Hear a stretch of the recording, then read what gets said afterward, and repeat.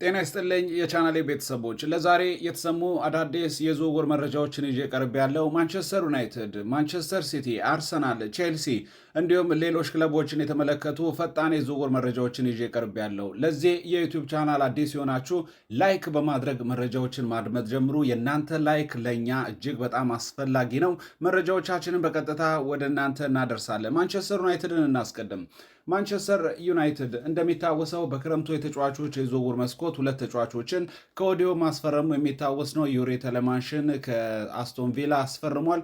አንድሬ ሳንቶስን ከቼልሲ ማስፈረሙ የሚታወስ ነው። ታዲያ በቡድን ውስጥ ሊለቅ ከሚችሉ ተጫዋቾች መካከል አንደኛው ጆሹዋ ዝርክዜ እንደሆነ መረጃዎች እየወጡ ይገኛሉ።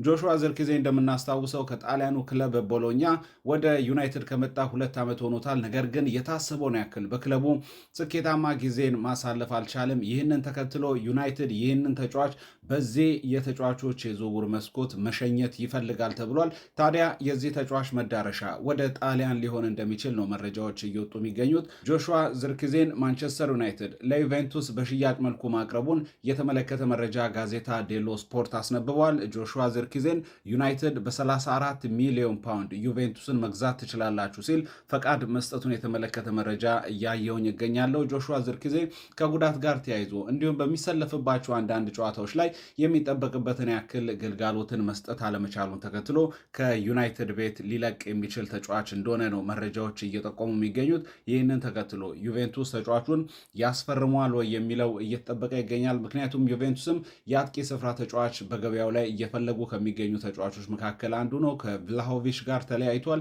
ስለዚህ የእሱን ቦታ ለመሸፈን ዩቬንቱሶች ትኩረታቸውን ጆሹዋ ዝርክዜ ላይ ያደርጋሉ ተብሎ ይጠበቃል። ይህ ተጫዋች በጣሊያን ሴሪያ በነበረው ቆይታ እጅግ ስኬታማና ተስፋ ሰጪ እንቅስቃሴ ማድረግ ቢችልም ወደ እንግሊዝ ፕሪሚየር ሊግ ከመጣ በኋላ ግን የታሰበለትን ያክል ስኬታማ መሆን አልቻለም። በማንቸስተር ዩናይትድ ቁጥር 1 የፊት መስመር የማጥቃት ሚናውን እየመራ የሚገኘው ተጫዋች ቤንጃሚን ሼሽኮ ነው። ጆሹዋ ዝርክዜ ደግሞ የዚህ ተጫዋች ተጠባባቂ እንደሆነ ይታወቃል። ይህንን ተከትሎ ክለቡን ሊለቅ እንደሚችል መረጃዎችም እየወጡ ነው። ዩናይትድም ለመሸጥ ፈቃደኛ ሆኗል። ሌላኛው የዝውውር መረጃ ማንቸስተር ሲቲን፣ ቼልሲና አርሰናል እንዲሁም ማንቸስተር ዩናይትድ የተፋጠጡበት አንድ ተጫዋች አለ። የሪያል ማድሪዱ ተጫዋች ኤድዋርዶ ካማቪንጋ።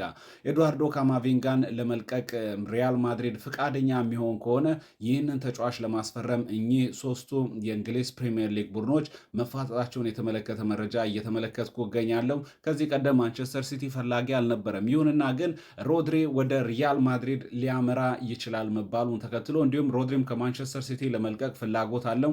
ይህንን ተከትሎ ማንቸስተር ሲቲዎች የኤድዋርዶ ካማቪንጋ ዝውውር ላይ መግባታቸውን የተመለከተ መረጃ እያየውኝ ይገኛለሁ።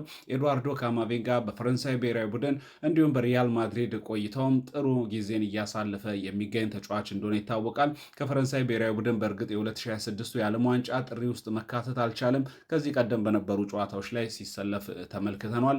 ኤድዋርዶ ካማቪንጋን ሪያል ማድሪዶች መልቀቅ የሚፈልጉ ከሆነ ግን አርሰናል፣ ቼልሲ፣ ማንቸስተር ዩናይትድ እንዲሁም ማንቸስተር ሲቲ ተጫዋቹን ለማስፈረም ፍላጎት እንዳላቸው እየተዘገበ ይገኛል።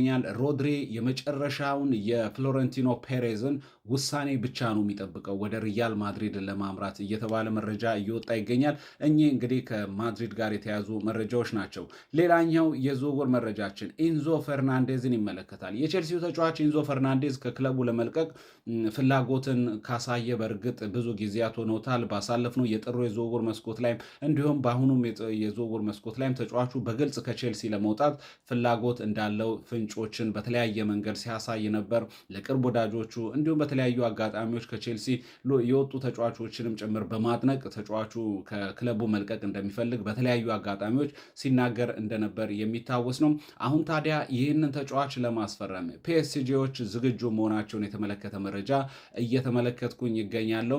የሚያቀርቡት የዝውውር ዋጋ ብቻ ነው እየተጠበቀ የሚገኘው። ቼልሲ ተጫዋቹን 102 ሚሊዮን ፓውንድ ማቅረብ የሚችል የትኛውን ቡድን ማስፈረም ይችላል የሚል ነገር እያቀረበ ይገኛል። ይሁንና ግን ፒኤስጂዎች ይህንን ክፍያ ያቀርባሉ ወይ የሚለው ነው እየተጠበቀ የሚገኘው። በቀጣይ እንግዲህ ልቡ የሸፈተውን ኢንዞ ፈርናንዴዝን ፒኤስጂዎች ያስፈርሙታል ወይ የሚለው ይጠበቃል። ኢንዞ ፈርናንዴዝ ወደ ሪያል ማድሪድ ማምራት እንደሚፈልግ ከዚህ ቀደም መናገሩ ይታወሳል። ይሁንና ግን ሪያል ማድሪዶች ይህንን ተጫዋች የማስፈረም ፍላጎት የላቸውም። አሁን ባለው ሁኔታ ትኩረታቸውም ወደ ሮድሪ ሊሆን እንደሚችል መረጃዎች እየወጡ ይገኛሉ።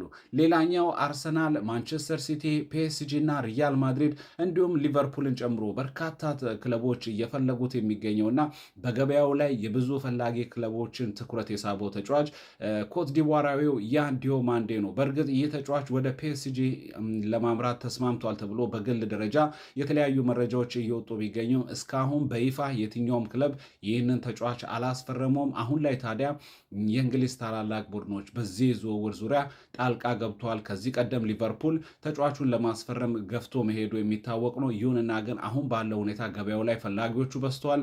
አርሰናል፣ ማንቸስተር ሲቲ፣ ፒኤስጂ እንዲሁም ሪያል ማድሪድም ተጫዋቹን ለማስፈረም ይፈልጋሉ ሲል ቢልድ ዘግቧል።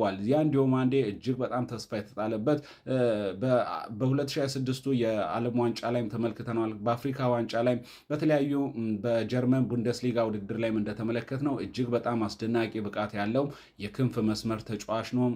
አንድ ለአንድ ግንኙነት ላይ ግቦችን በማስቆጠርም ከክንፍ እየተነሳ ለአጥቂዎች ግብ ኳስን አመቻችቶ በማቀበልም ረገድ የተሳካለት ተጫዋች እንደሆነ እናውቀዋልና ይህንን ተጫዋች ለማስፈረም በርካታ ክለቦች ፍላጎታቸውን እያሳዩ ይገኛሉ የሚል መረጃ እየወጣ ይገኛል።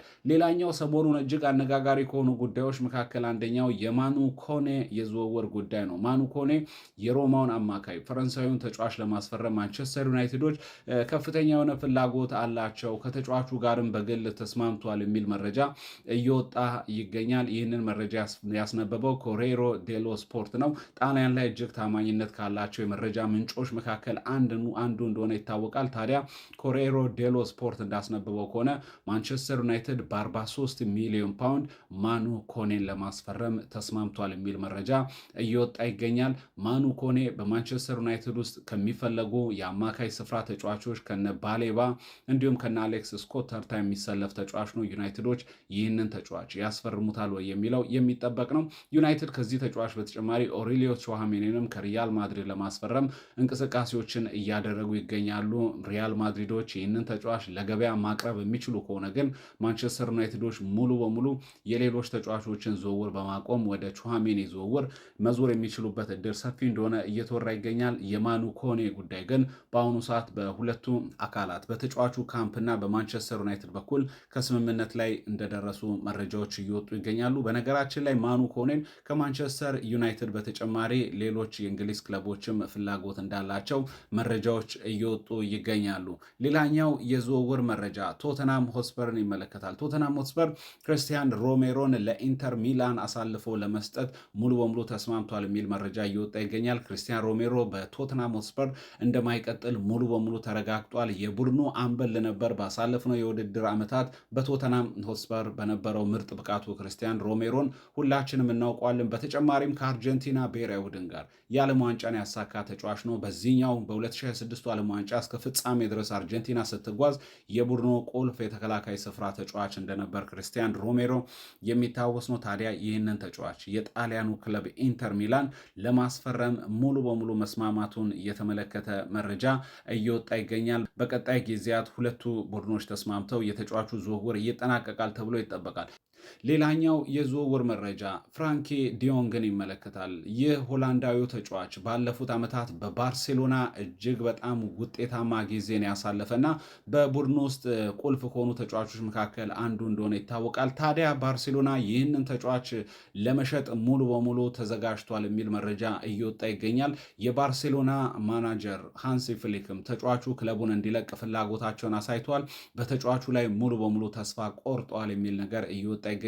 ምክንያቱም ተደጋጋሚ የሆነ ጉዳት እያስተናገደ ይገኛል። ይህም የአሰልጣኙን ሀሳብ እንዲቀይርና አሰልጣኙ ተጫዋቹ ክለቡን እንዲለቅ ፍቃድ እንደሰጠ መረጃዎች እየወጡ ይገኛሉ። ይህ መረጃ አዲስ የወጣ መረጃ ነው። ፍራንኪ ዲዮንግ እንደምናስታውሰው በበርካታ ክለቦች የሚፈለግ እጅግ ጥሩ ብቃት ያለው ተጫዋች ነው። በተለይ ኳስን ይዘው መስርተው ለመጫወት የሚፈልጉ ክለቦች ቁጥር አንድ ተመራጭ ከሆኑ ተጫዋቾች መካከል አንደኛው እንደሆነ ይታወቃል። ታዲያ ፍራንኪ ዲዮንግን ባርሴሎናዎች መልቀቅ ፈልጓል።